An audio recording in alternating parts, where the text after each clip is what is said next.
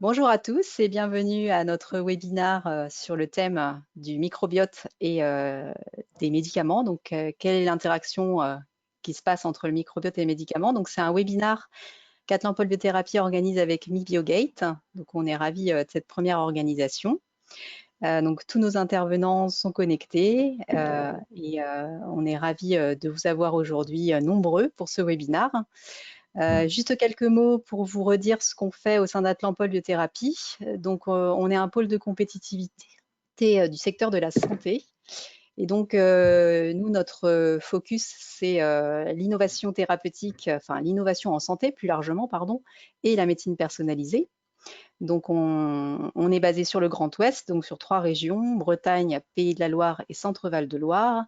Et en fait, on compte à peu près 200 membres, un peu plus parce que le réseau grossit. Et notre mission, c'est d'aider les acteurs en fait en santé à monter des projets collaboratifs. On organise aussi un certain nombre d'événements tout au long de l'année. Et une dernière mission, c'est qu'on stimule les partenariats internationaux de nos membres avec d'autres entreprises ou d'autres institutions partout dans le monde. Voilà donc nos missions. Et aujourd'hui, donc sur ce webinaire, on l'organise avec MiBioGate. Donc je vais laisser la parole à Karine qui va vous présenter le réseau MiBioGate. Oui, bonjour, bonjour à tous. Alors, moi, je suis la gestionnaire du projet MiBioGate. Donc, c'est un projet collaboratif qui est financé par la région Pays de la Loire pour une durée de 5 ans, jusqu'en 2022 encore. Le projet finance 5 thèses qui sont réparties. Il y en a 4 à Nantes et une à Angers, autour de la thématique de l'étude des barrières d'organes et le rôle du microbiote dans le développement de certaines maladies chroniques. La région, elle finance aussi des actions qui permettent de diffuser les connaissances acquises par les partenaires du projet, donc auprès du grand public et aussi auprès de la communauté scientifique et industrielle. Et donc, c'est dans ce cadre-là que nous avons organisé pour la première fois avec Atlan-Paul Biothérapie ce séminaire qui s'est transformé du coup en webinaire. Et du coup, pour rapport à l'organisation du webinaire, donc, si vous voulez, vous pourrez poser des questions sur le chat à la fin de chaque intervention. Puis on pourra prendre quelques questions. On posera vos questions aux intervenants et d'autres questions pourront être posées à la fin. Et du coup, ce webinaire sera modéré aujourd'hui par Emmanuel Montassier. Donc, je vais laisser se présenter. Merci à vous. Merci Karine. Bonjour à tous, Emmanuel Montassier, donc je suis professeur au CHU de Nantes et à l'Université de Nantes. Donc aujourd'hui, on va discuter microbiote et médicaments. Je voulais simplement, pour commencer, rappeler que durant ces dernières années, il y a de nombreuses publications qui ont pu mettre en évidence un lien entre la composition ou la fonction du microbiote et différentes pathologies. Donc d'associations entre abondance de bactéries, par exemple dans les pathologies digestives comme les MICI ou le cancer colorectal, mais aussi avec d'autres pathologies hors système digestif comme les maladies cardiovasculaires ou les maladies métaboliques. Alors, en plus de ces études d'association, il y a aussi des études interventionnelles ou des modèles animaux qui ont pu mettre en évidence un lien de causalité entre les modifications du microbiote et différentes pathologies. Alors, en parallèle, on a aussi étudié les facteurs intrinsèques et extrinsèques qui pouvaient avoir un impact sur la composition du microbiote. Et c'est dans ce cadre-là qu'ont été étudiées la relation entre médicaments et microbiote. Alors, c'est vrai que l'effet des antibiotiques est bien connu sur le microbiote. Par contre, il y a d'autres traitements qui peuvent altérer la composition ou la fonction du microbiote avec deux effets potentiels, à savoir d'une part eh bien, des complications en termes de santé et puis d'autre part potentiellement une réduction de l'efficacité du médicament. Donc en fait, on peut dire que le microbiome peut influencer la réponse individuelle à un traitement donné, et un terme a été apporté pour représenter ce phénomène, et c'est le terme pharmaco-microbiomique. Voilà, c'est donc l'objet de ce séminaire à l'initiative du consortium MiBioGate et d'Atlampol Biothérapie. Et nous avons le plaisir d'accueillir deux experts. Et on va tout de suite commencer avec le docteur Quentin Lebastard, qui est médecin au CHU de Nantes et doctorant dans l'équipe MIAR à l'Université de Nantes, qui va faire un point, une synthèse des données sur cette relation bidirectionnelle entre le microbiote et les médicaments. Quentin, à toi la parole. Bonjour à tous. Je remercie MiBioGate de m'inviter à cette conférence. Alors, est-ce que mon écran est partagé là? Non.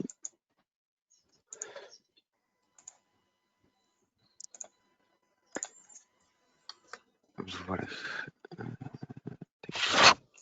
Alors, donc moi, je vais vous parler d'interaction microbiote-médicament et de ce dialogue un peu entre le microbiote digestif, notamment, qui est le versant qui m'intéresse sur le côté de la recherche, et les différentes thérapeutiques, principalement non antibiotiques, qu'on peut rencontrer en médecine humaine. Alors, le microbiote, pour faire simple et en petite guise d'introduction, c'est un ensemble de micro-organismes qui vont peupler une surface du corps humain, que ce soit le tube digestif, la peau, les cavités oropharyngées par ailleurs. Et le microbiome est constitué non pas seulement de bactéries, mais également de champignons, virus ou encore protozoaires, mais également de nombreux métabolites. On estime qu'on a 10 fois plus de cellules microbiennes que de cellules humaines dans notre organisme. La grande problématique de ces dernières années, c'est l'accès à cette quantité faramineuse d'informations, puisque de nombreuses bactéries ne sont pas cultivables, donc explorables par les techniques de microbiologie qu'on connaît classiquement. Et tout ça a été franchement modifié par l'arrivée des techniques de séquençage, notamment d'abord le séquençage de l'ADN codant pour l'ARN ribosomal 16S, mais ces dernières années, les techniques de séquençage métagénomique, comme par exemple le shotgun. On a également d'autres approches, autres que l'accès à l'information génomique, la métatranscriptomique, mais également la métabolomique ou encore la métaprotéomique. Donc on a vraiment un vaste champ d'exploration sur ce microbiote digestif. La majorité des études se sont principalement penchées sur l'association avec pathologie et microbiote, mais on a également des études de cohortes qui ont recherché à expliquer, des études aussi interventionnelles, les interactions entre microbiote et médicaments. Donc le microbiote digestif est caractérisé par, alors j'attends que la diapo charge, par une grande variabilité interindividuelle. On a donc en sorte un écosystème personnalisé en fonction des individus, et vous avez ici représenté des données d'une cohorte hollandaise d'à peu près 1200 patients avec des analyses en shotgun, et bien des analyses de bêta-diversité. Et on voit sur les graphes en A que chaque petit point représentant un individu, eh bien, on va avoir des abondances de bactéries, de firmicutes qui vont être différentes entre les différents individus, également d'actinobactéries ou de bactéroïdètes, et une richesse en termes de biodiversité qui va également être différente en fonction des individus, avec des distributions qui sont qui ressemblent relativement à des coupes de Gauss. Alors, qu'est-ce qui peut expliquer cette variabilité individuelle? C'est un écosystème qui est sous influence des facteurs liés à l'individu, mais également des facteurs environnementaux. Et toujours sur cette même cohorte, les auteurs ont essayé d'analyser les facteurs qui allaient modifier la bêta-diversité. Et donc, on a notamment des médicaments avec les inhibiteurs de la pompe à protons, les statines, bien entendu les antibiotiques qui sont largement étudiés, mais également la présence de pathologies comme des pathologies inflammatoires de l'intestin, la dépression, etc. Le tabac qui va avoir tendance à diminuer la diversité du microbiote digestif, et également les habitudes alimentaires. Et c'est intéressant de voir que les buveurs de bière ont une diversité moindre que les buveurs de vin. Donc, buvons visiblement du vin, ça a l'air mieux. Si on s'intéresse plus précisément aux facteurs qui vont influencer le microbiote, notamment les médicaments, ici dans une cohorte également hollandaise avec des analyses en shotgun, les auteurs ont essayé d'analyser le nombre de taxons qui étaient associés à la consommation de tel ou tel médicament, donc d'identifier en quelque sorte une signature microbiotique de la prise de ce médicament. Et les médicaments, vous avez ici représenté le nombre de taxons modifiés par la prise de tel ou tel médicament, donc en fonction des cohortes et en méta-analyse en rouge.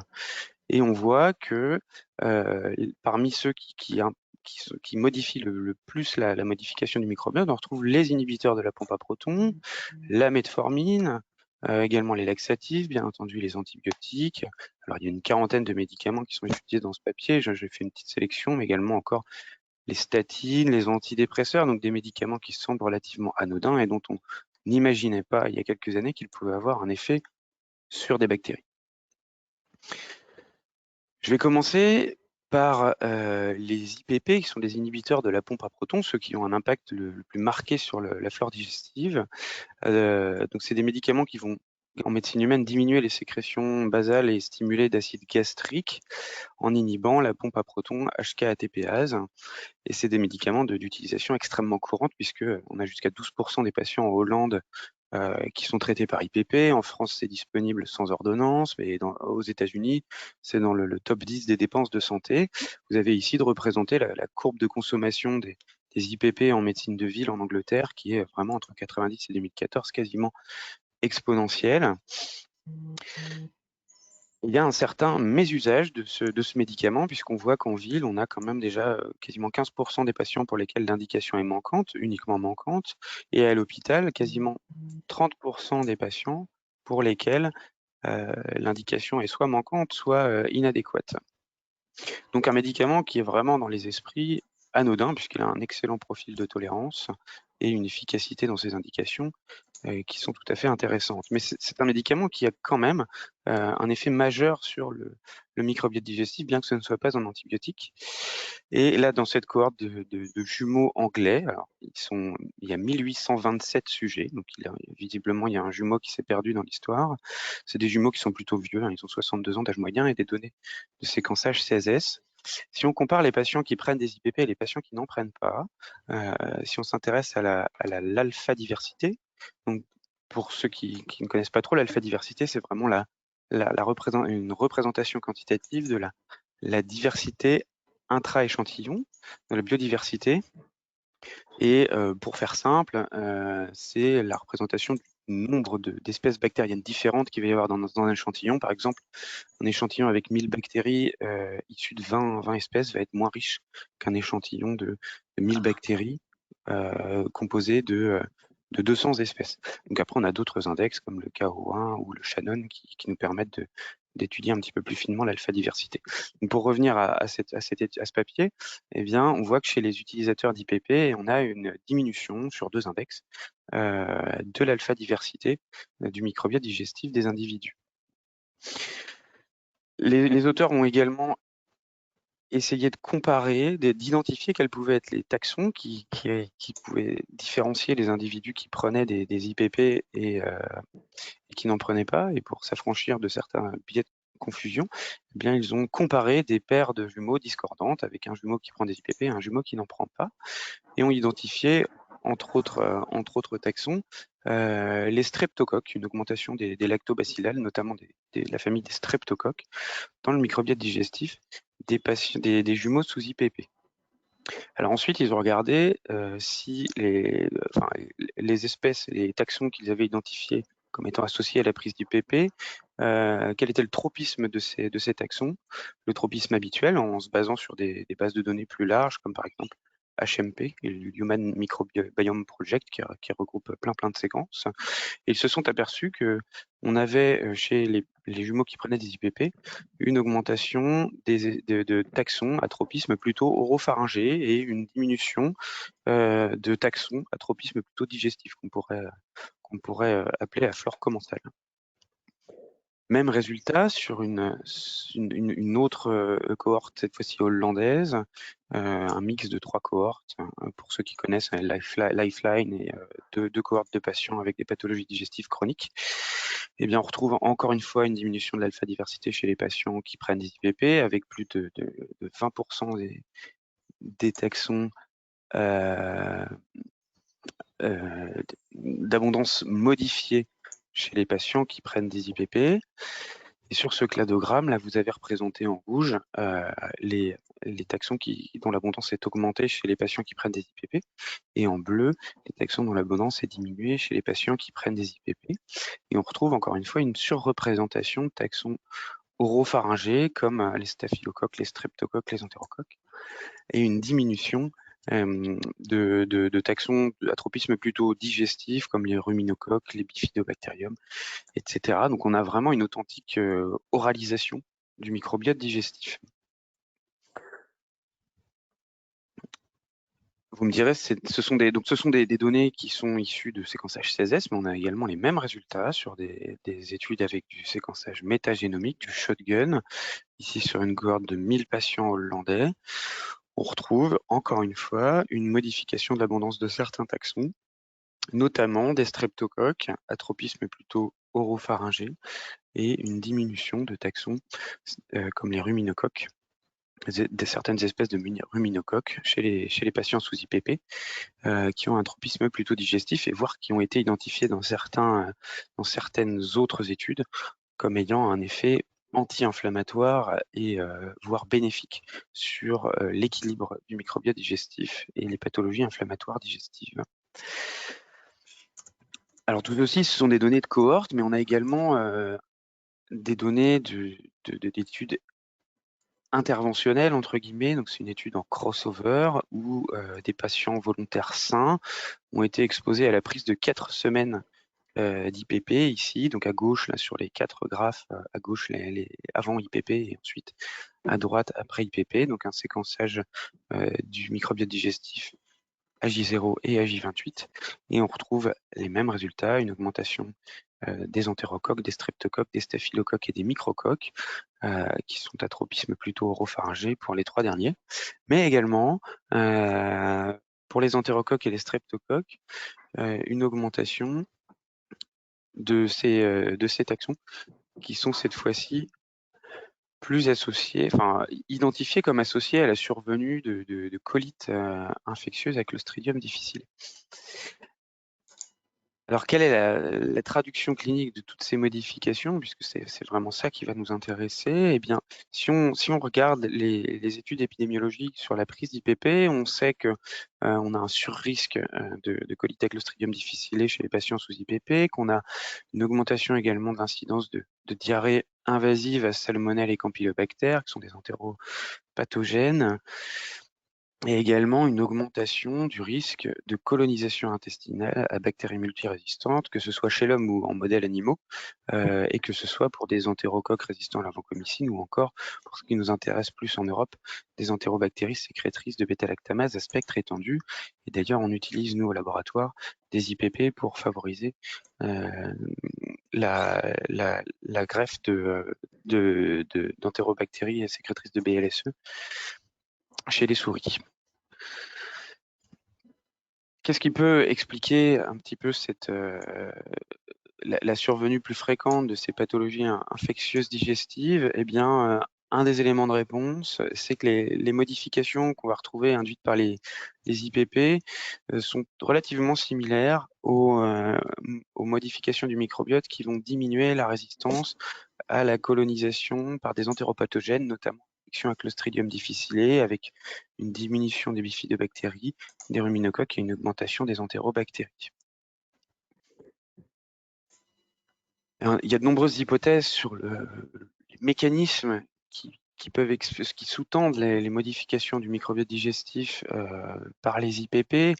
Alors, je vous en cite quelques-unes, l'hypergastrinémie et l'hyperparathyroïdie induite par les IPP qui va altérer l'environnement bactérien gastro-intestinal, l'interférence des IPP dans l'absorption des nutriments qui va modifier l'abondance et la localisation des nutriments, des substrats nutritifs bactériens, mais également une action éventuellement directe de l'IPP sur les pompes à protons d'autres sites que les sites gastriques, par exemple coliques, mais aussi sur certains champignons ou sur certaines bactéries.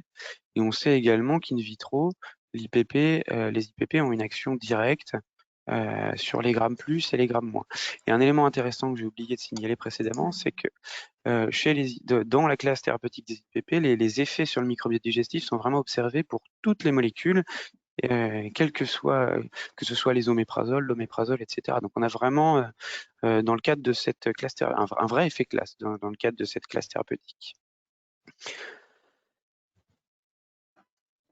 On l'a vu initialement, on a également la metformine qui va induire une dysbiose importante au niveau du microbiote digestif. Alors pour les non-médecins, la metformine, c'est un biguanide normoglycémiant, un traitement qui est indiqué dans le traitement du diabète de type 2, qui n'agit pas sur la sécrétion d'insuline, mais va augmenter la sensibilité à l'insuline des organes cibles, comme les muscles et les tissus adipeux, et diminuer la néoglucogénèse hépatique. L'ensemble des mécanismes qui font l'efficacité de la metformine, parce que c'est un médicament vraiment très efficace, ne sont pas aujourd'hui tous élucidés. Alors ici, vous avez représenté sur ce graphe une cohorte, une analyse de bêta-diversité d'une cohorte qui mixe des adultes sains en vert, des adultes atteints d'un diabète de type 2 et non traités par metformine en jaune, et des adultes atteints d'un diabète de type 2 traités par metformine en rouge. Donc chaque petit point représente un individu et c'est la représentation des distances entre chaque individu que vous avez ici sur ce graphique. Et on voit qu'il y a une certaine dysbiose induite par le diabète de type 2, puisque les points rouges et jaunes sont vraiment à distance du cluster de points verts, mais que cette dysbiose chez les patients traités par metformine ne recoupe pas du tout complètement la dysbiose qu'on retrouve chez les patients qui ne sont pas traités par metformine.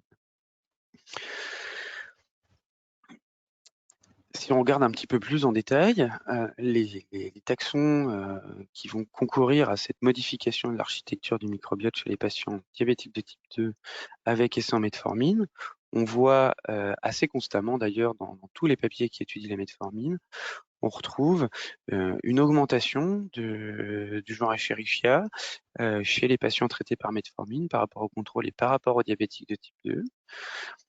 Et également une diminution du genre Intestinibacter chez les patients traités par metformine par rapport au contrôle et par rapport aux patients qui ne sont pas traités.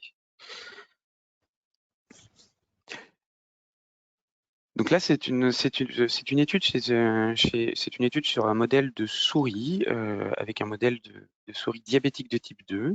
Donc des souris qui ne sont pas diabétiques avec les petits points ronds là dans le bas, et des souris diabétiques avec les carrés ici, soit traitées par metformine en noir, soit pas traitées par metformine en blanc.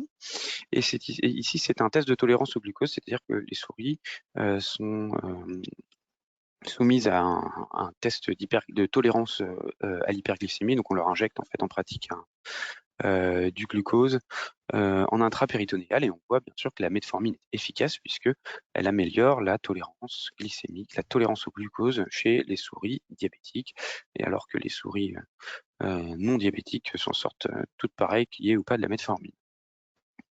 Donc ça n'impacte pas chez les souris qui ne sont pas diabétiques.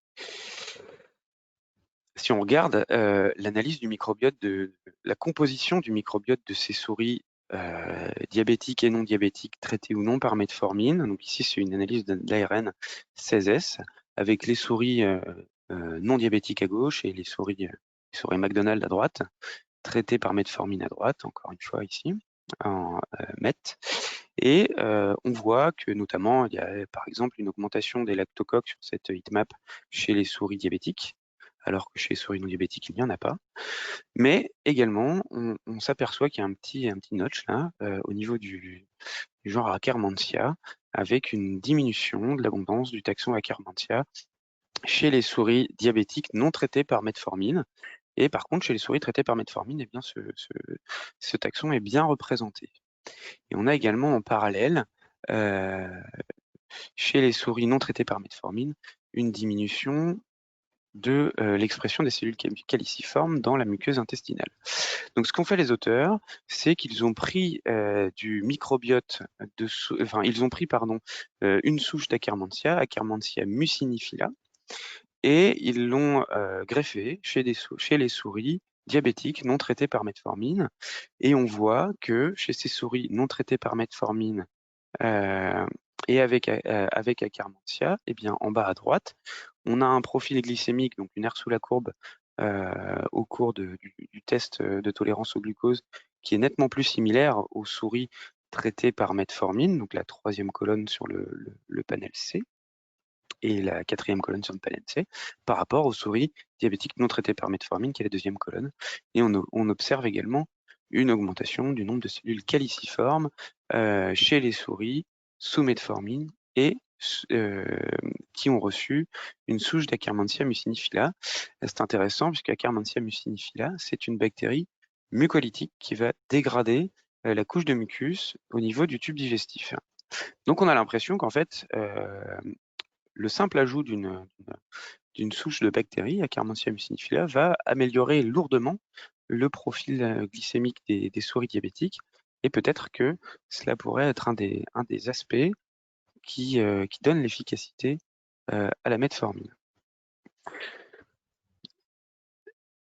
Ici, chez l'homme, on a également, chez les patients traités par metformine, en plus d'une modification de la composition taxonomique en termes d'espèces bactériennes du microbiote digestif, eh bien, une modification de l'architecture fonctionnelle du microbiote digestif. Et chez les patients traités par metformine ici, vous avez représenté toutes les fonctions, toutes les voies métaboliques qui sont surexprimées, donc les gènes codants pour ces voies métaboliques qui sont surexprimées chez les patients traités par 4 mois de metformine. Et on voit notamment une augmentation du métabolisme de certains acides gras à chaîne courte, comme le pyruvate ou le butyrate. Et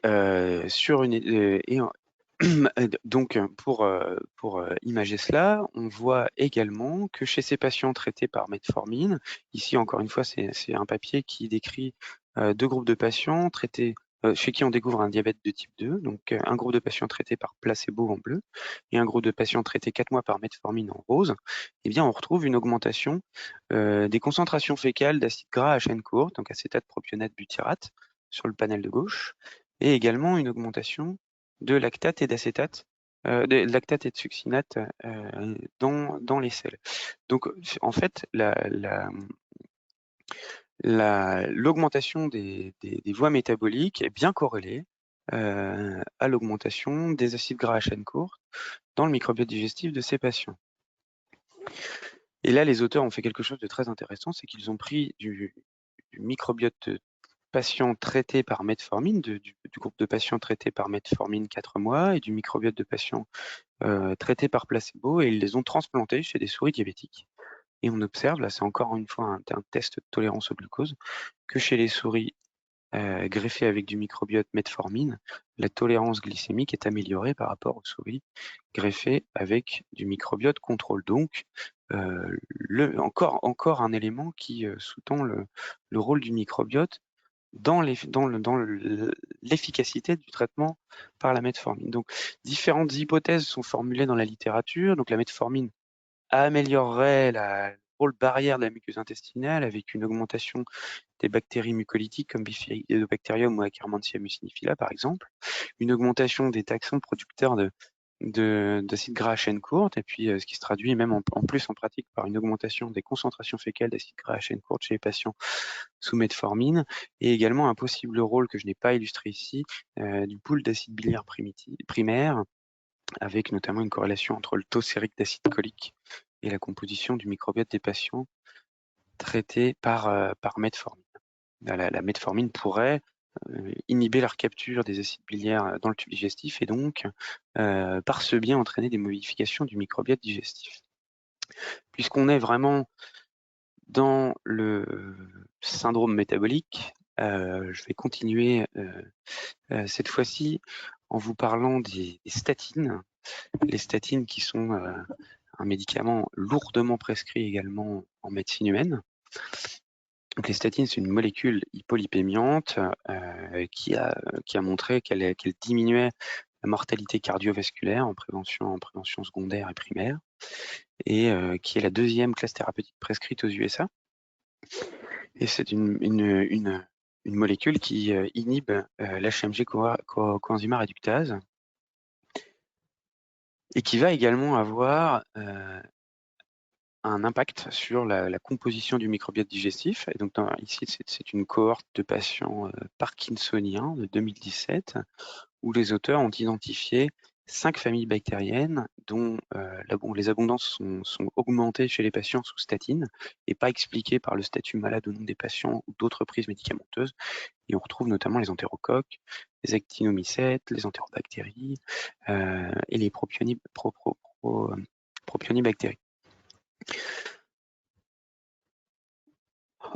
De façon intéressante, on voit ici dans ce papier que chez les patients traités, donc chez les patients sains, donc en bleu, HS, les colonnes bleues, on a une représentation de l'abondance de certains taxons.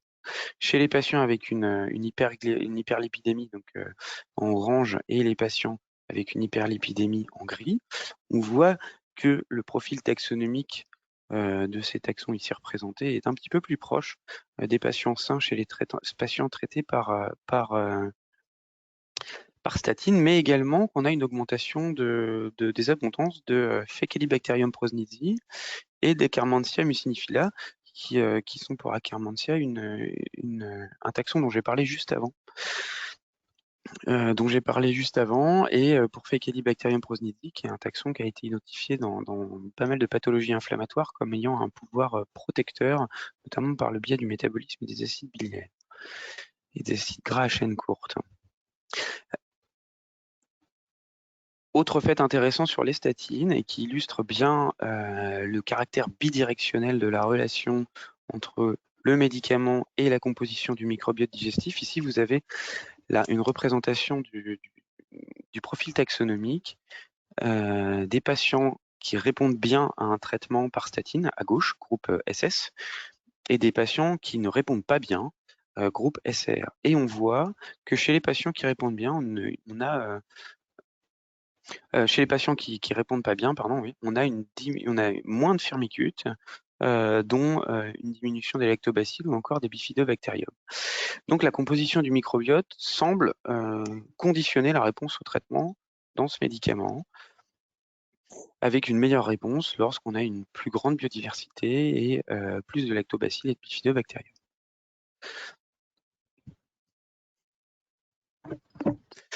Enfin, on va sortir de la maladie métabolique pour s'intéresser à une autre classe thérapeutique qui est également largement consommée en médecine humaine, qui sont les anti-inflammatoires non stéroïdiens, qui sont des médicaments soit antalgiques, antipyrétiques ou anti-inflammatoires, mais également anti-agrégants plaquettaires pour l'aspirine, et qui vont également avoir, contre toute attente, un impact sur la composition du microbiote. C'est des médicaments qui bloquent la synthèse des prostanoïdes par inhibition des cyclooxygénases. Et donc ici, vous avez de représenter sur une heatmap la composition du microbiote digestif de 155 patients en fonction qu'ils ne prennent pas de traitement ou un anti-inflammatoire. Et on voit que les patients qui prennent des AINS sont discriminés par la composition de leur microbiote par rapport à ceux qui n'en prennent pas. Et également qu'en fonction de la classe thérapeutique, eh bien, on arrive, en fonction de la composition du microbiote, on arrive à prédire quel est l'anti-inflammatoire non stéroïdien consommé par le patient, parce qu'il est significativement différent entre les patients qui prennent du naproxène et de l'ibuprofène.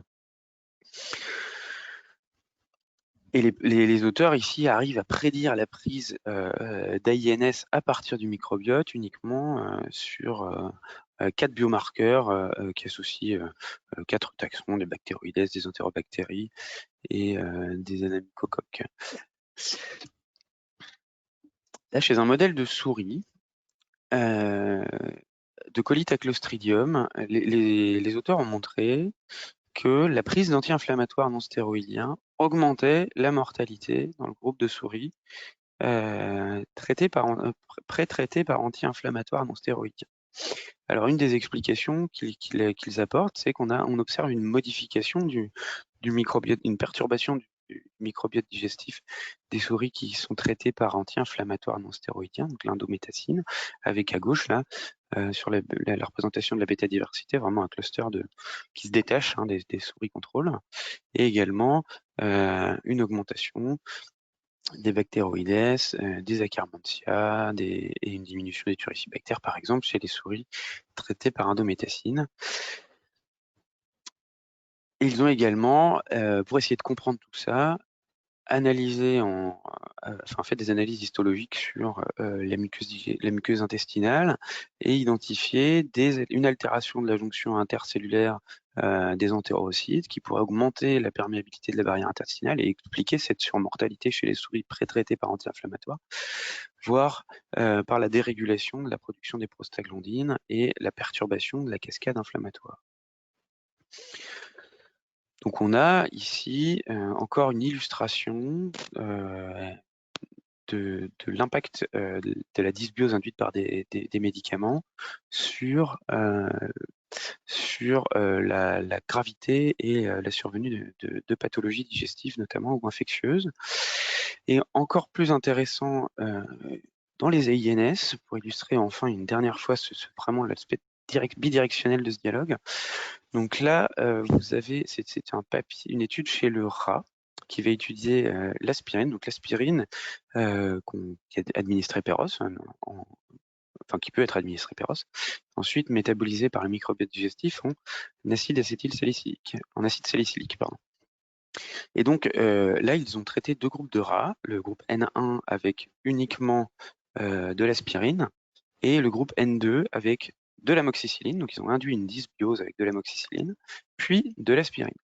Et ensuite, ils ont incubé les selles de ces rats pour suivre un petit peu la biotransformation de l'aspirine en acide salicylique. Et donc on voit à gauche, sur le panel de gauche, la quantité d'aspirine restante dans les selles. Et on voit qu'elle est beaucoup plus importante chez les souris du groupe N2, donc avec une dysbiose induite par l'amox. Et à droite, parallèlement, l'augmentation des quantités d'acide salicylique dans les selles. Et on voit que l'augmentation est plus importante et plus rapide chez les souris qui n'ont pas de dysbiose induite par l'amoxicilline. Donc en fait, c'est l'illustration ici que le microbiote digestif va avoir, encore une fois, un impact sur l'efficacité des traitements, avec ici une augmentation une diminution de la vitesse de métabolisation de l'aspirine et donc une augmentation de sa demi-vie.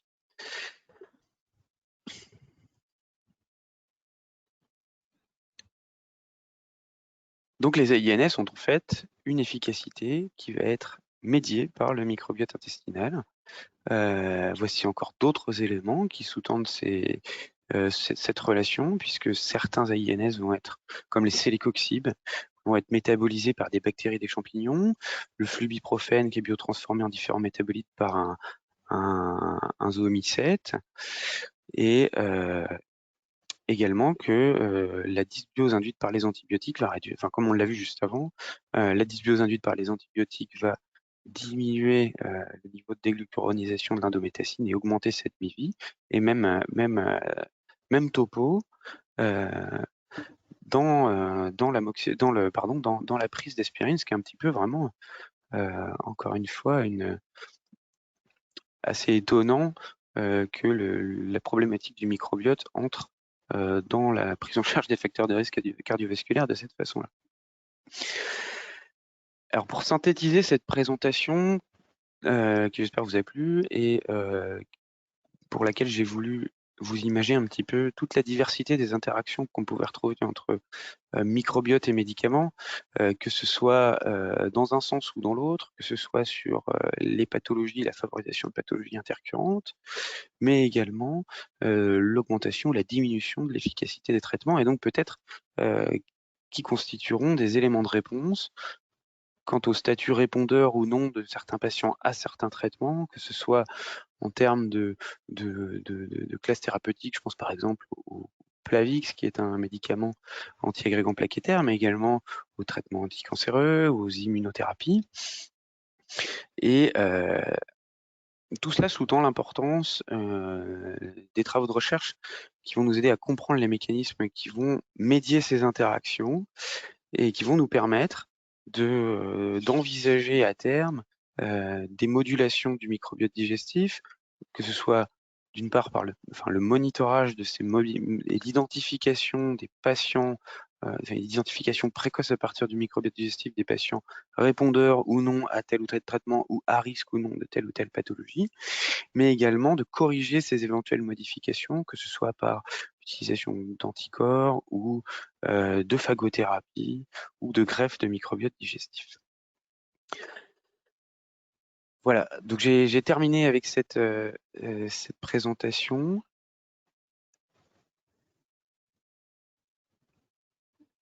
Ok, merci beaucoup bon, Quentin pour cette synthèse. Non, tu n'es pas tout seul. Cette synthèse qui est très détaillée et qui montre bien l'implication à la fois du microbiote, mais aussi des médicaments sur le microbiote. Alors, il y a quelques questions. N'hésitez pas à continuer à poser des questions sur le chat. Alors, il y avait une première question qui concernait la présentation de la diversité ou des modifications qui interviendraient au niveau des bactériophages. Est-ce qu'il y a des publications qui rapportent un lien entre bactériophages et médicaments? Alors oui, j'avais vu que cette problématique avait été posée. J'ai pas retrouvé énormément de littérature sur le sujet. Et la littérature est assez pauvre sur le sujet pour le moment. L'utilisation des bactériophages est surtout cantonnée aujourd'hui à dans les travaux expérimentaux, à la modulation du microbiote digestif. Alors, éventuellement, ce qui pourrait bien sûr, probablement, il peut y avoir un lien par le biais de la manipulation du microbiote par les bactériophages. Ok. Alors, j'avais une autre question qui était posée, qui concernait notamment la Akkermansia, quand tu évoquais le lien avec la metformine. Est-ce que c'était un effet souche dépendant? Est-ce que c'était une souche particulière qui était mise en évidence ou alors c'était vraiment global à l'échelle de l'espèce? Alors, c'est une analyse en 16S avec une diminution du taxon Akkermansia. Et les auteurs greffent uniquement de l'Akkermansia mucinifila, donc une espèce particulière. Et c'est celle qu'on retrouve après dans les analyses un peu plus détaillées en shotgun. Donc, a priori, j'en sais pas plus sur le sujet, mais a priori, c'est plutôt sur Akkermansia mucinifila qui est mucolytique. Alors, est-ce que d'autres espèces mucolytiques de ce genre-là sont impliquées? Je ne sais pas. Ok, ouais, les différentes modifications au niveau du shotgun, c'est plus global que souche spécifique du coup. Ouais. Ok, très bien. Alors, il y avait une autre question qui concernait la métabolomique. Est-ce qu'il y a des données sur métabolomique et métabolisme des médicaments? Alors, tu as présenté à un moment les acides gras à chaîne courte, mais est-ce qu'il y a d'autres en métabolomique non ciblé, par exemple? Oui, il y a certains papiers qui décrivent ça, donc je pourrais pas vous donner le détail, là, parce que je me suis pas focalisé sur ce sujet-là, notamment avec l'utilisation de la spectrométrie, mais qui reste encore assez anecdotique pour le moment sur le sujet. Et on voit surtout, alors pour ce qui est des métabolites, on est surtout, notamment en termes dans les papiers d'études du portage de bactéries multirésistantes portés en ce moment plutôt sur le métabolisme des acides gras à chaîne courte. Donc plutôt ciblé pour le moment. D'accord, très bien. Alors, je vois pas d'autres questions pour l'instant sur le chat. Vous pouvez quand même continuer de toute façon à poser des questions et puis on pourra y revenir ensuite. Et on va maintenant poursuivre avec le deuxième intervenant.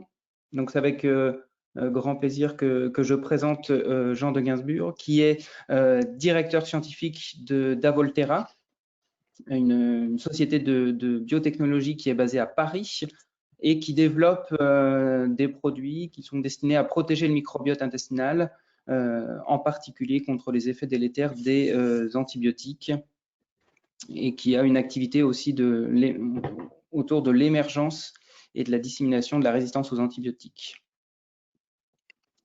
Ils ont aussi un spectre d'activité qui concerne la perte d'efficacité des traitements immunologiques des cancers. Donc, ils ont un produit qui est le plus avancé en termes de recherche, qui s'appelle le DAV 132 et qui est en train d'entrer en phase 3 au niveau des essais cliniques et qui concerne la prévention des infections à Clostridium difficile. Voilà, et avant de rejoindre d'Avolterra, Jean de Gainsbourg dirigeait une équipe INSERM à l'Institut Curie de Paris avec des travaux sur les voies de signalisation de l'oncogénèse. Voilà, Jean de Gainsbourg, je vous laisse la parole. Merci beaucoup.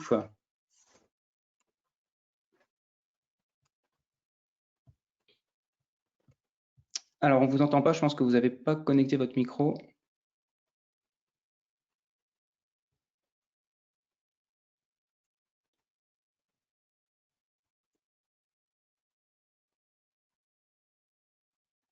Est-ce que vous m'entendez là maintenant? Oui, là c'est bon, on vous entend très bien, vous pouvez y aller. Merci beaucoup. Vous me voyez également? Oui. Attendez, il faut que j'arrive à... Et vous voyez mon écran maintenant? Oui, on voit très bien votre diaporama, c'est parfait. Merci beaucoup.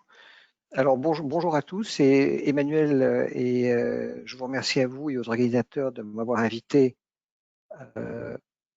à participer à ce webinaire. Attendez, j'ai un problème, c'est que je me vois moi-même, je vois plus mon écran. Donc,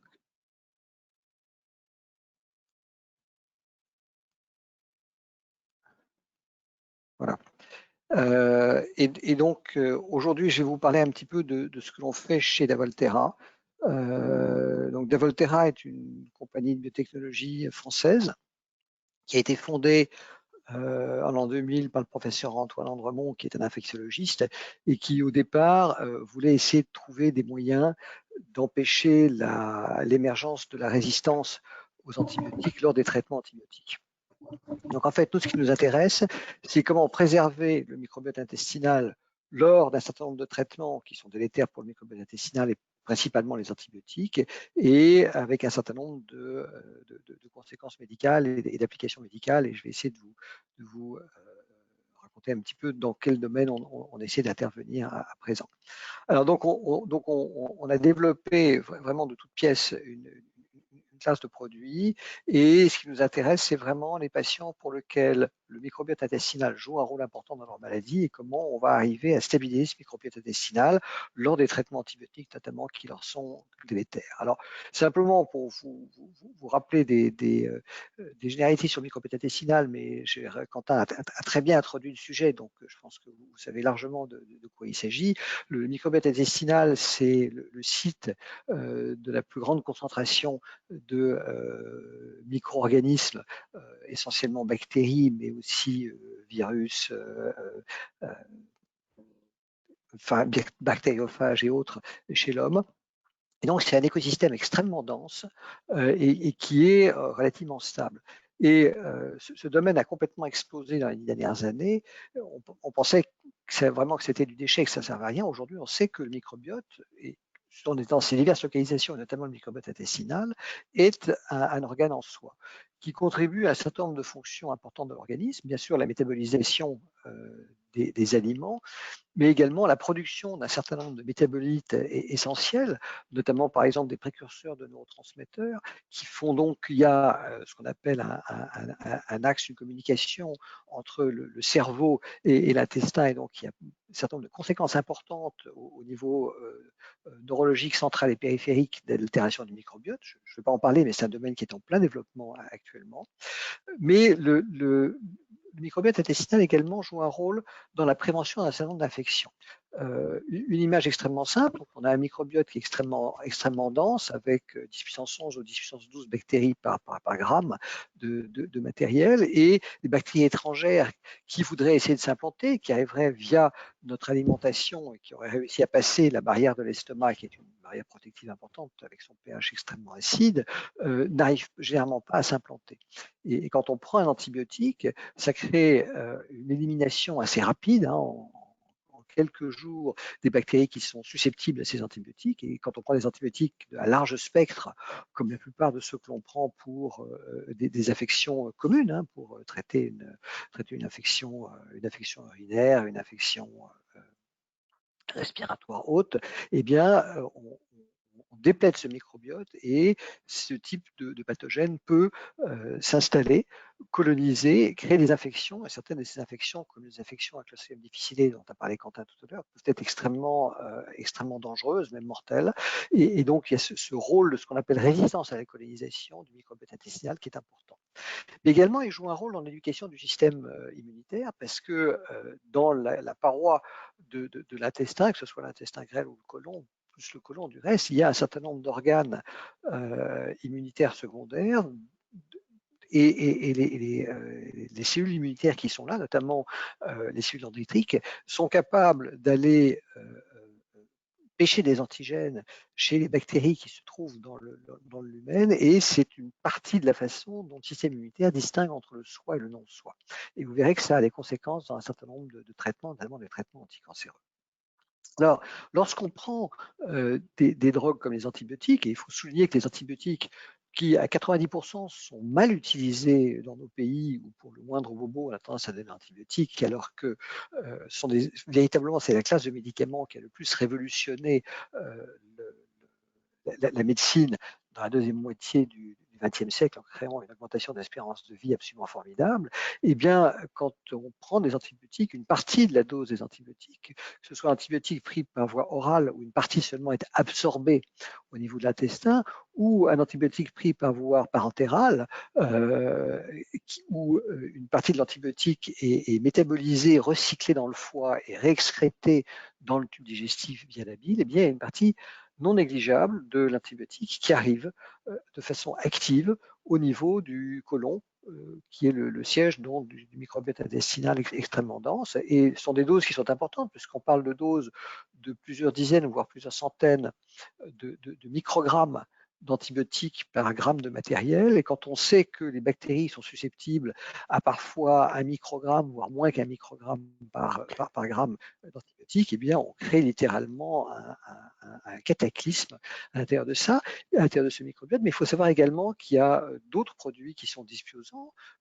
Et comme l'a très bien montré Quentin tout à l'heure, plein de médicaments le sont. Par exemple, également des certain nombre de chimiothérapies anticancéreuses comme l'irinotecan ou le 5-FU sont des dysbiosants profonds.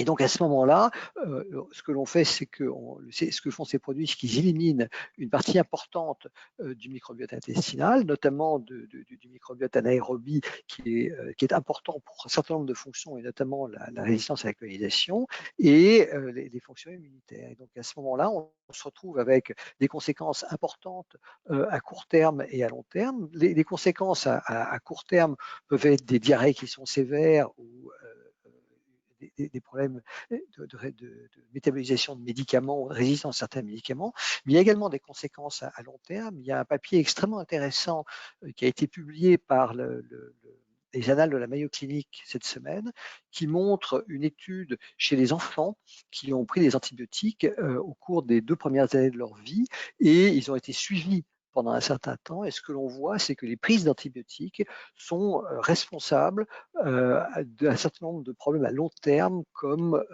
l'asthme, les maladies métaboliques, l'obésité, etc.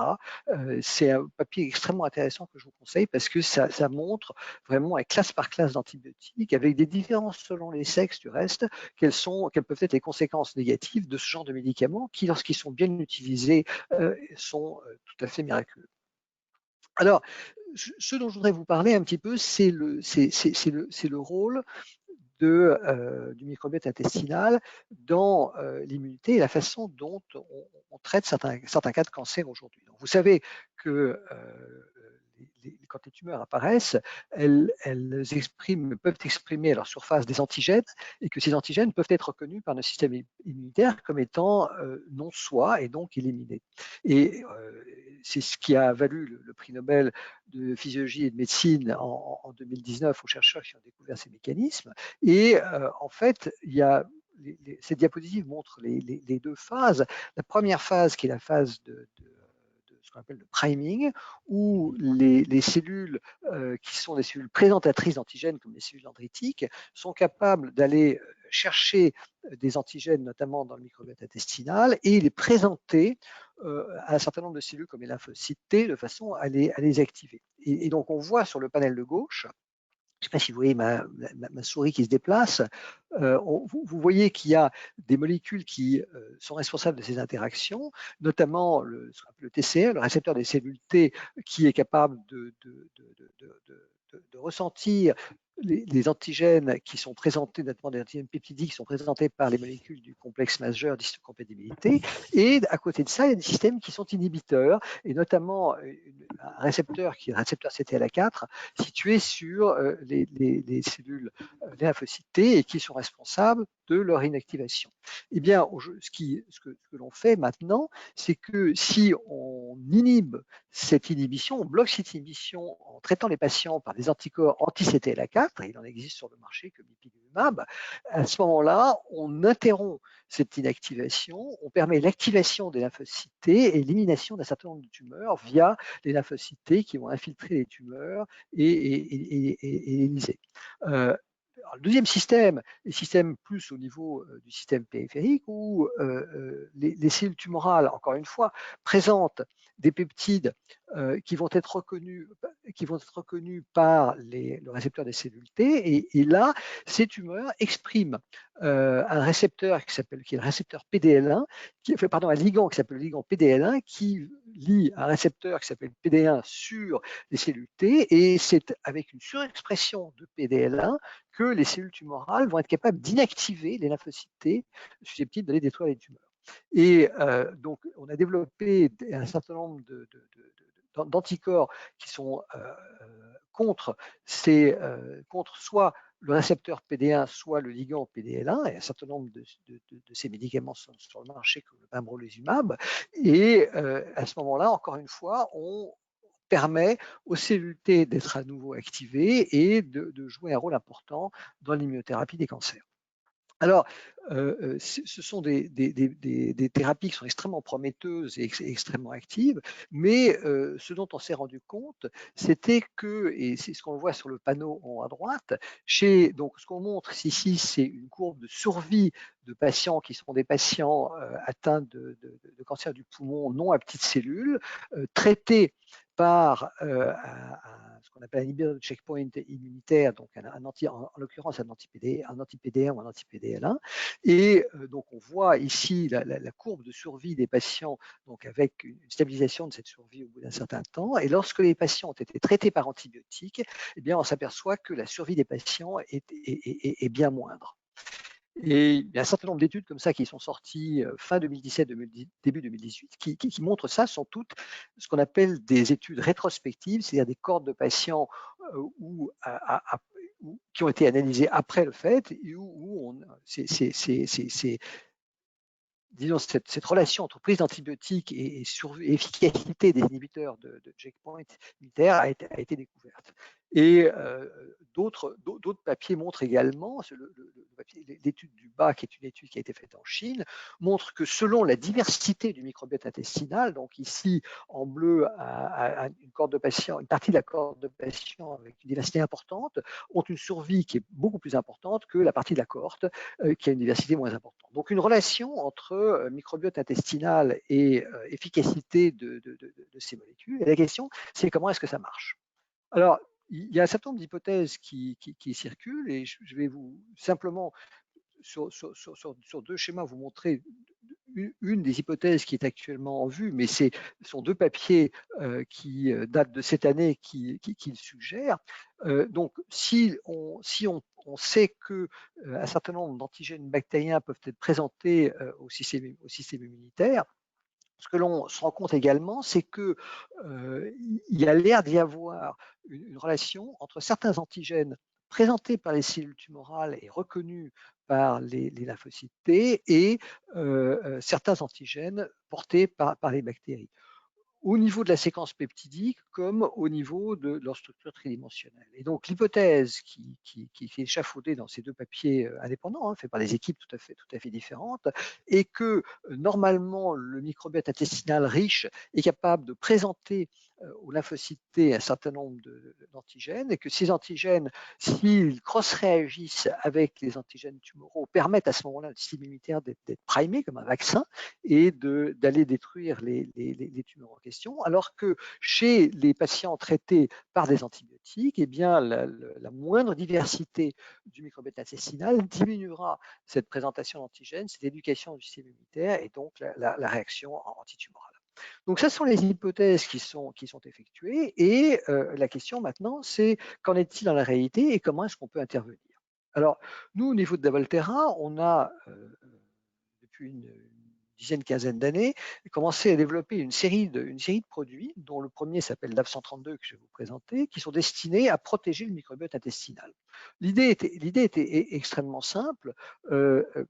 Quand on prend des traitements antibiotiques, une partie des antibiotiques atteignent le microbiote intestinal, et la question, c'est comment est-ce qu'on peut faire pour empêcher cela. Maintenant, quand on prend ces antibiotiques par voie orale, on sait que les antibiotiques, comme la plupart des molécules pharmacologiques, se dissolvent dans la partie haute du tractus digestif et sont absorbés par des mécanismes divers et du coup passent du lumen de l'intestin dans la circulation sanguine, où elles peuvent exercer leur effet systémique. Eh bien, ce que l'on a mis au point, c'est un mécanisme avec une délivrance ciblée à la fin de l'intestin grêle, donc la partie terminale de l'iléum, d'un adsorbant. Donc, ce sont ces petites billes qui sont ici, qui font à peu près 1,5 millimètre de diamètre, où est compacté dans la partie centrale de la bille un adsorbant très puissant, et cette bille est entourée d'un polymère, et ce polymère est un polymère gastro-résistant. En fait, c'est un polymère pH dépendant qui est insoluble à pH acide et qui devient soluble lorsque le pH remonte vers la neutralité, vers la fin de l'iléum. Et donc, c'est comme ça qu'il fonctionne. Ces diapositives montrent en fait les différentes étapes du fonctionnement du produit. Donc, si on prend ce DAV132 en même temps qu'un antibiotique, l'antibiotique va être absorbé dans la partie haute du tube digestif, et lorsque les billes de DAV132 arrivent vers la fin de l'iléum, le polymère se dissout, libère l'adsorbant, et ça a été assez compliqué. Il avait trouvé une façon d'encapsuler cet adsorbant puis de permettre de se libérer. Et une fois qu'il est libéré, il séquestre l'antibiotique et il est active par contact. Et donc, l'idée est de ne pas interférer avec l'absorption des médicaments dans la partie haute du tube digestif, mais d'éliminer les antibiotiques dans la partie basse, et ainsi de protéger le microbiote intestinal. Donc, pratiquement, est-ce que ça fonctionne, et qu'est-ce qu'on a fait? Alors, on a fait beaucoup d'études précliniques, preuve de concept in vitro de l'absorption des antibiotiques par notre produit, et on a montré que quasiment toutes les classes d'antibiotiques étaient capables d'être absorbées de façon très efficace par notre produit. On a montré que ça permettait également de prévenir certaines maladies déclenchées par les antibiotiques, comme les infections à Clostridium difficile dans des modèles animaux. On a traversé un certain nombre d'étapes régulatoires, notamment notre produit a un marquage CE en Europe. C'est un produit, curieusement, qui en Europe est considéré comme un dispositif médical, alors qu'aux États-Unis, il est considéré comme une drogue. Et donc, on a une IND qui a été approuvée par la FDA pour faire un certain nombre d'études cliniques aux États-Unis. Et on a mis au point la fabrication de ce produit industriel. Et actuellement, on est capable de faire des batchs de l'ordre de 500 kg, ce qui nous permet d'envisager obligé de faire des études de phase 3 avec des milliers de patients.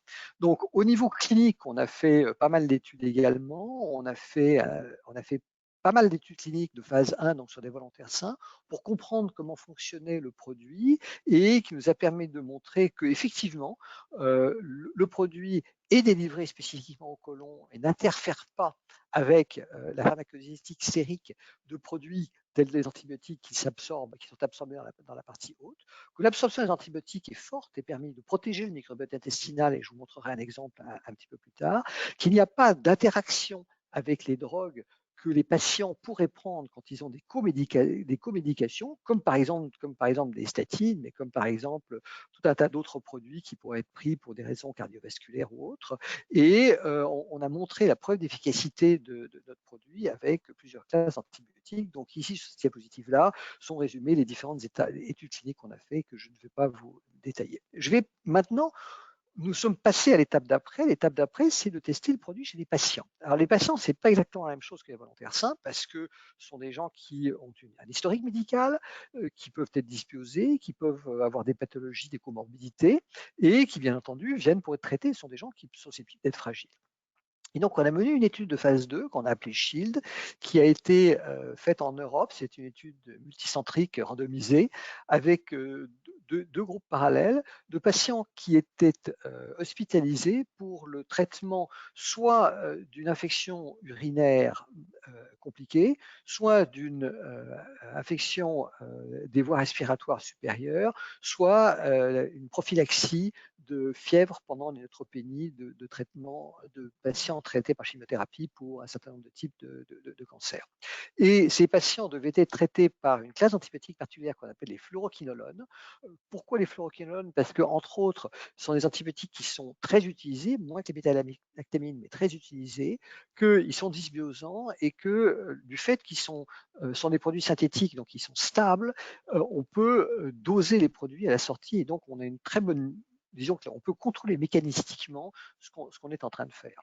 Et donc, il y avait 3 fluoroquinolones qui étaient donnés, les 3 essentiels, qui sont l'amoxicillin, la lévofloxacine et la ciprofloxacine. Et donc, les patients pouvaient être traités par voie veineuse ou par voie orale par ces produits, soit seuls, soit en présence de notre produit. Notre produit est donné en même temps que les antibiotiques, 3 fois par jour pendant la même période, plus 2 jours supplémentaires à la fin. Et donc, le protocole était dans 24 sites dans 4 pays différents en Europe. Le protocole a été validé par la FDA de façon à ce que la phase 2 soit qualifiante.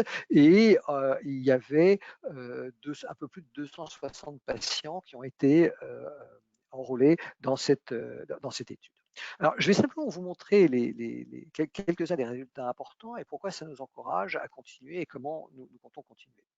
La première chose ici, c'est qu'on a regardé la concentration plasmatique des trois différentes fluoroquinolones, donc ces fluoroquinolones sont donnés en l'occurrence une fois par jour, et ce que l'on voulait voir, c'était la concentration au moment où elle est la plus basse ou au moment où elle est la plus haute au milieu du traitement antibiotique. Et le groupe de patients en rouge sont ceux qui sont traités par l'antibiotique seul, et en bleu, l'antibiotique seul plus notre produit. Et on voit que dans le plasma de ces patients, que l'on regarde la concentration la plus faible ou la concentration la plus forte, que ce soit avec la moxifloxacine donnée par voie intraveineuse, la ciprofloxacine donnée par voie intraveineuse ou la lévofloxacine soit donnée par voie orale, soit par voie intraveineuse, il n'y a pas de différence statistiquement significative ou même visible des concentrations sériques de ces antibiotiques. Donc, il y a un aspect safety qui est important, c'est-à-dire que notre produit n'interfère pas avec l'absorption et donc l'effet systémique que ces antibiotiques pourront avoir contre les infections. Du reste, il n'y a eu aucune différence entre les deux groupes des effets curatifs anti-infectieux des traitements antibiotiques. Par contre, si on regarde les concentrations, cette fois-ci fécales des antibiotiques, donc dans les fesses des patients, on a mesuré la concentration libre d'antibiotiques, la concentration libre et active d'antibiotiques, donc celle qui est capable d'aller affecter des bactéries. Et on a fait ça au premier jour du traitement, et puis au cours du traitement, jour 4, jour 6, à la fin du traitement et 10 jours après la fin du traitement, et ceci pour les 3 différents antibiotiques. En rouge, les patients traités avec antibiotiques seuls, eh bien, on voit que du jour 1 jusqu'au jour 4, la concentration monte, et puis après ça, elle reste à peu près stable pendant le traitement et chute à la fin du traitement. Dans tous les cas, les patients traités par antibiotiques plus notre produit, la quantité d'antibiotiques dans les fesses est quasiment indétectable. Elle est au moins 100 fois plus faible que celle qui est détectée dans les fesses des patients traités par antibiotiques. Donc, on maintient la concentration plasmatique et on diminue très fortement la concentration dans les fesses. Maintenant, si on regarde le microbiote intestinal, on peut, comme l'a expliqué Quentin tout à l'heure, mesurer des tas de choses dans le microbiote intestinal. Là, simplement, je vous montre simplement ce qu'on appelle analyse de diversité. Donc, la diversité de Shannon est quelque chose qui combine deux mesures en même temps, ce qu'on appelle la richesse du microbiote, c'est-à-dire le nombre, grosso modo, de taxa différents, d'espèces bactériennes différentes qu'il y a dans ce microbiote, et leur répartition. Et donc, c'est un indice qui est composite entre les deux. Et là, on a agrégé les données entre les 3 fluoroquinolones, et ce que l'on mesure, c'est la variation de cette diversité depuis la baseline, c'est-à-dire le jour avant le traitement, les fesses récupérées avant le début du traitement. Et ce que l'on voit, c'est qu'à partir de cette baseline, on est à 0, hein, il y a une descente chez les patients traités par antibiotiques, que cette descente dure le temps du traitement et qu'elle remonte après la fin du traitement pour se stabiliser, et alors que chez les patients traités par notre produit plus antibiotique, eh bien, il n'y a aucune diminution de la diversité du microbiote intestinal, et on peut mesurer ça de tas de façons différentes, et on voit une protection extrêmement efficace du microbiote. Donc, notre produit fonctionne et fait ce qu'il doit faire. Maintenant, comment est-ce qu'on veut essayer d'appliquer ça? Alors, comme vous l'a dit Emmanuel tout à l'heure, il y a un domaine dans lequel on l'applique, qui est la protection des infections à Clostridium difficile. Donc, chez les patients traités par antibiotiques, c'est possible de faire ces infections intestinales. Et nous commençons une étude de phase 3 sur ce sujet-là dans quelques mois en Europe et aux États-Unis. Et ce n'est pas de ça que je souhaite vous parler aujourd'hui.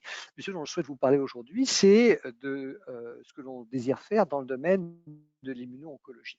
Et donc, comme je vous ai montré tout à l'heure, les traitements antibiotiques ont un effet délétère sur ces traitements d'immuno-oncologie. Donc, il y a maintenant pas mal d'études qui ont été faites, et il y a un certain nombre de ce qu'on appelle de méta-analyses qui ont été faites, donc d'analyses qui regroupent plein d'analyses différentes et qui sont faites de façon très systématique. Hein. C'est quelque chose qui est il y a des méthodes pour faire ça de façon à agréger les données, les qualifier et en faire quelque chose de cohérent. Et donc, il y a 5 ou 6 méta-analyses qui ont été publiées, dont une que nous avons publiée aussi.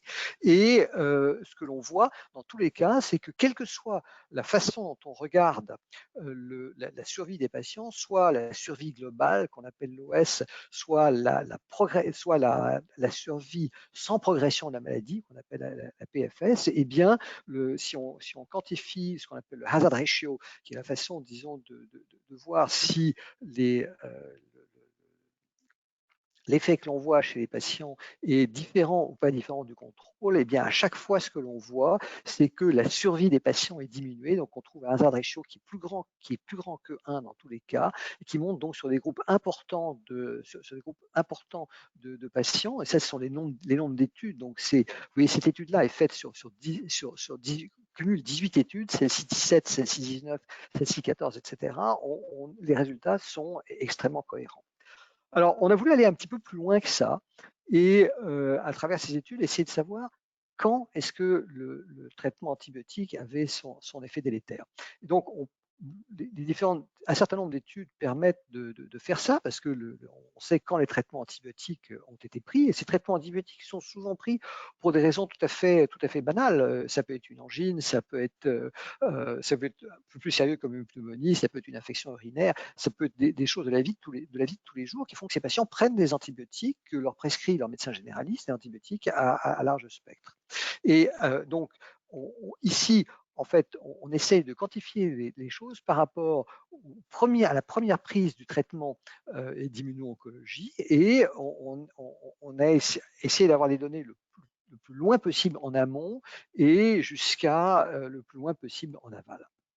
Et donc, sur la partie haute à gauche du graphe, vous voyez le jour 0 qui est en rouge, et les périodes de traitement concernées par les différentes études sont en grisé.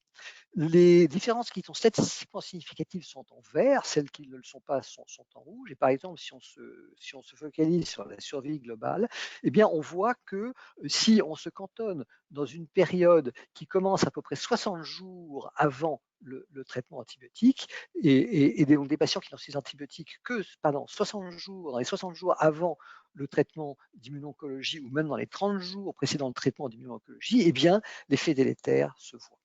Et pareil, quand on regarde ce qui se passe après le traitement, si on a juste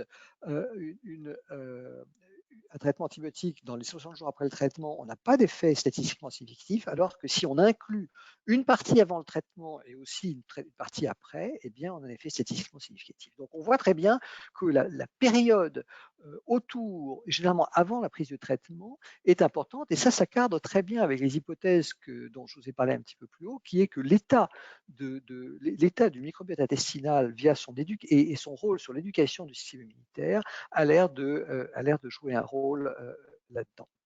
Et c'est quelque chose qui est constaté dans non pas un seul type tumoral, mais plusieurs types tumoraux différents. Beaucoup plus d'études ont été faites dans les cancers du poumon non à petites cellules, mais également mélanome, carcinome rénaux et un certain nombre d'autres cancers. Donc, ce sont des mécanismes qui ont l'air d'être globaux et conservés. Et donc, aujourd'hui, le type d'intervention que nous envisageons et que nous préparons est de faire des études interventionnelles. Donc, cette fois-ci, de prendre des cohortes de patients qui vont être traités par ces inhibiteurs de checkpoint immunologique pour généralement des cancers du poumon non à petites cellules, et de suivre ces patients depuis le diagnostic, et dès qu'ils sont diagnostiqués, de les randomiser entre deux groupes, ceux qui, s'ils ont besoin de prendre un antibiotique, le prendront sans notre produit, et ceux qui le prendront avec. Et ensuite, de suivre ces patients sur la durée de leur traitement pour voir si on est capable, comme le suggèrent très fortement les études rétrospectives qui ont été faites, d'apporter une amélioration significative à leur traitement anticancéreux avec notre produit en protégeant le microbiote intestinal. Donc, sur cette dernière diapo, vous voyez une partie de l'équipe de la Volterra. Je vais signaler deux personnes importantes. Ici, tout à fait à gauche, Antoine Andremont, qui est notre fondateur, et ici, tout à fait à droite, Florence Séjourné, qui est notre PDG. Voilà, je vous remercie pour votre attention.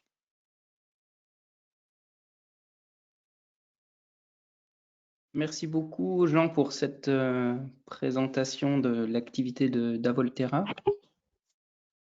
Alors, j'ai quelques questions. La première qui concernait les données microbiotes concernant le DAF 132. Est-ce qu'il y a des données qui ont été collectées en ce qui concerne le microbiote des différents compartiments du tube digestif, parce qu'on a vu que c'était rapporté sur des selles, mais est-ce qu'il y a des modifications qui sont mises en évidence, par exemple au niveau du microbiote adhérent ou dans les autres compartiments du tube digestif en fait? Alors, on a travaillé essentiellement sur les selles parce que c'est ce qui est le plus facile à récolter.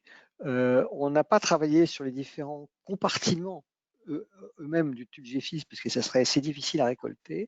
Par contre, on a utilisé également ce qu'on appelle des écouvillons rectaux, donc qui échantillonnent plutôt ce qu'on appelle le microbiote mucosal, et les constatations sont à peu près les mêmes. Alors, il peut y avoir des différences de détail, certains taxa qui sont plus exprimés, moins exprimés, etc. Mais l'effet est globalement le même. D'accord, merci.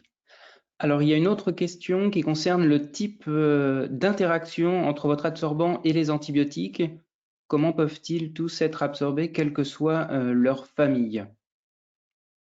Alors, les antibiotiques ont tous quelque chose en commun, c'est que ce sont des molécules qui sont assez petites, entre 300 et 600, 650 de poids moléculaires, mis à part quelques classes particulières, comme notamment les glycopeptides type vancomycine, qui sont, eux, des molécules beaucoup plus grosses.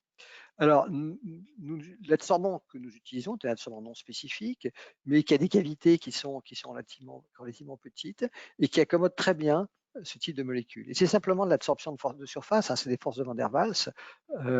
Quand on regarde la plupart des antibiotiques, il y a un certain nombre de motifs que l'on trouve dans ces molécules. Elles sont très souvent avec des motifs cycliques, assez planes, etc. Et ça marche très bien pour absorber sur ce type d'adsorbant. Si on fait des modèles d'absorption, on voit que ça fonctionne extrêmement bien. Alors qu'il y a certaines molécules, comme la metformine par exemple, il n'y a aucune raison de s'absorber, et vraisemblablement ne s'absorbe pas.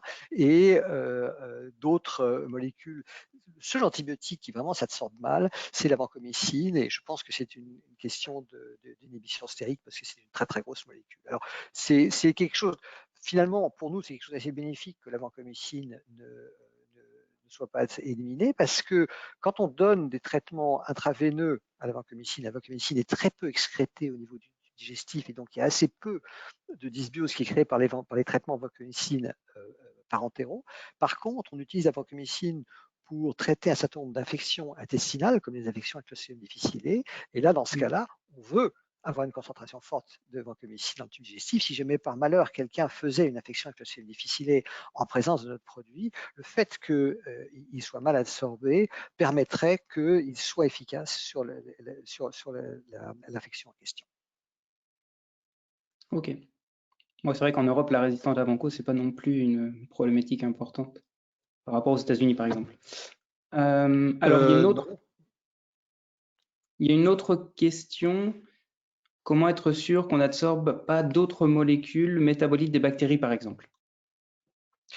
Alors, on est sûr de rien, mais d'abord, on a fait des études longitudinales, notamment chez les rongeurs, chez le hamster, où on a donné notre produit à des doses qui étaient beaucoup plus fortes que celles qu'on donnerait chez l'homme pendant quasiment un mois.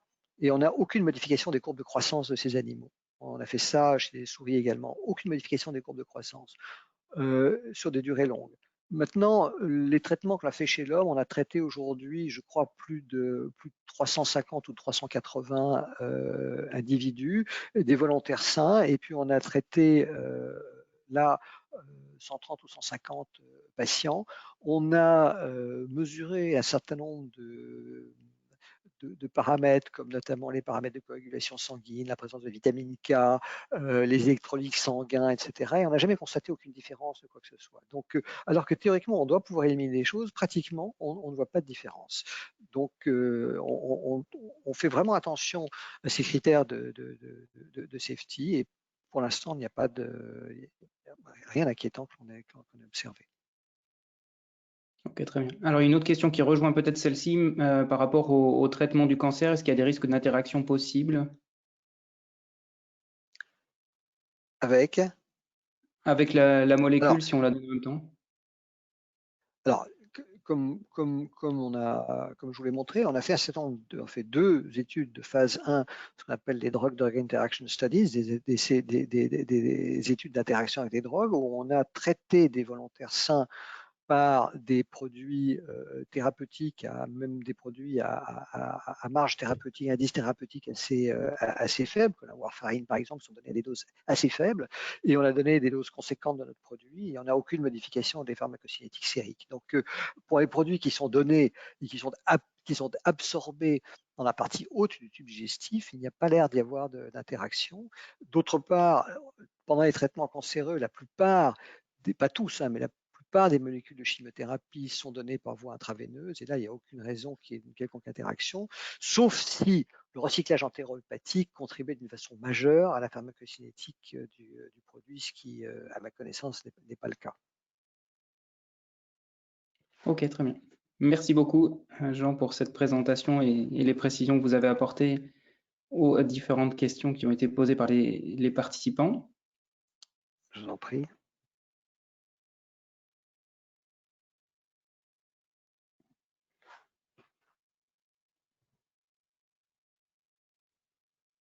Alors, je vais laisser maintenant la parole à Nina qui va présenter les prochains événements. Hop. Vous voyez mon écran. Oui, merci à tous pour ce webinaire qui était passionnant. Et moi, j'avais une petite question subsidiaire pour Jean de Gainsbourg. C'est vrai que l'immunothérapie et le cancer, c'est un axe très fort qu'on a au sein d'Atlampol Biothérapie et de l'Ouest en général. Ma question, c'était est-ce que vous auriez envie de développer des collaborations avec nos acteurs? Alors, c'est académique ou privé. Voilà, c'est un appel aujourd'hui. Il y a beaucoup de choses à faire Oui, sans bien doute sûr. sur cet axe-là, microbiote, en tout cas santé, sur l'Ouest, avec les partenaires de MiBioGate. Donc, on serait ravis d'en discuter avec vous, en tout cas. Et on vous remercie. Écoutez, pour avec cette plaisir. participation. Avec plaisir. Bon, on était déjà en contact avec Emmanuel qui nous a fait le plaisir de venir nous parler. On est tout à fait ouvert à ce genre de collaboration et on les invite, bien entendu. Donc, à votre disposition pour en dialoguer. Très bien. Merci en tout cas à tous les intervenants et à Emmanuel Montassier d'avoir animé ce webinaire. Donc, juste pour vous présenter donc, les prochaines actions qu'on va, pour l'essentiel, toutes mener avec MiBioGate. Alors, la première, Karine, si tu veux en dire quelques mots, c'est piloté par MiBioGate, donc les journées microbiote santé. Oui, c'est ça. En fait, ce sont 2 journées qui seront dédiées donc à la grande thématique microbiote santé. Initialement, ces 2 journées étaient proposées sous forme de cours séminaires dédiés à des étudiants de Nantes en Master 2. Et elles ont été ouvertes à la communauté scientifique, clinique et autres étudiants. Donc, on maintient ces journées tous les ans. Donc voilà, il y aura 12 intervenants sur des thématiques très diverses. Mais, vous pouvez retrouver le programme en ligne sur les sites inscrits sur la diapositive. Merci Karine. Et donc, début décembre, on a un atelier qui est organisé par les collègues de Bretagne sur le financement de la Health Tech. Ensuite, le 11 décembre, on organisera disons qu'il y a un tour de France du sujet de la bioproduction qui s'organise avec un certain nombre d'acteurs de la bioproduction français. Et donc, avec un premier épisode sur Atlampol Biothérapie et les forces en présence sur le sujet de la bioproduction. Donc, ce sera le 11 décembre. Et puis, pour se projeter l'année prochaine, on organisera donc un WhatsApp sur le sujet microbiote et santé avec MiBioGate. Donc là, on envisage de le faire à distance, donc en format digital. Donc, on vous tiendra au courant de l'organisation de ces différents événements. Donc, pour plus d'infos, n'hésitez pas à consulter nos sites web, ils sont indiqués sur les diapos. Voilà, donc je vais du coup vous dire au revoir. Merci à tous de votre participation. Je rallume les petites caméras pour que tout le monde puisse saluer les participants et pour qu'on puisse se dire au revoir. Et bon, du coup, on se souhaite à la prochaine fois. Merci à tous. Au revoir. Merci d'avoir si bien organisé. Merci. Merci beaucoup pour l'invitation. Merci tout le monde. Merci beaucoup. Merci. Au revoir. Au revoir. À bientôt. Merci. Au revoir. Au revoir. À bientôt.